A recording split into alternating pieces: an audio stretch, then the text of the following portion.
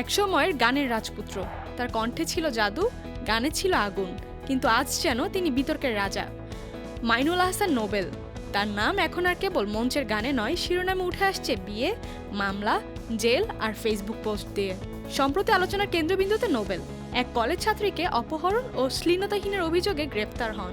এমন এক স্পর্শকাতর মামলা থাকার পরেও 19 জুন সেই কলেজ ছাত্রীকেই বিয়ে করেন নোবেল। তারপর আদালত থেকে তাকে জামিন মঞ্জুর করেন।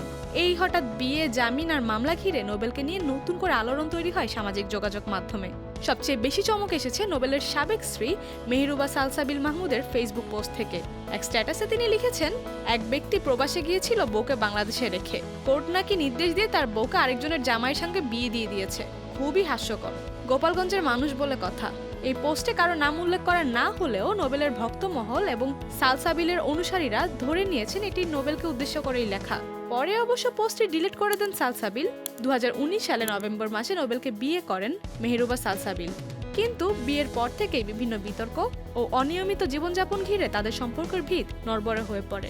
সালসাবিল জানিয়েছেন, নোবেলের উশৃঙ্খল জীবনযাপন ও নেশার অভ্যাসই ছিল বিচ্ছেদের মূল কারণ। তবে উল্লেখযোগ্য বিষয় হলো, তাদের আনুষ্ঠানিক বিচ্ছেদ এখনো হয়নি, এমনটাই বলছেন সালসাবিল। নোবেল তার সঙ্গীত ক্যারিয়ার শুরু করেছিলেন রাজকীয়ভাবে। ভারতীয় জনপ্রিয় রিয়েলিটি শো সারেগামাপাতে তিনি প্রশংসা কুড়িয়েছিলেন লক্ষ শ্রোতার কাছ থেকে। কিন্তু সেই সাফল্যের ধারাবাহিকতা ধরে রাখতে পারেননি তিনি। উল্টো একের পর এক বিতর্কিত কাণ্ড, বেফাঁস মন্তব্য এবং বেপরোয়া আচরণে গানে নয় শিরোনামে থেকেছেন গসিপ দিয়ে।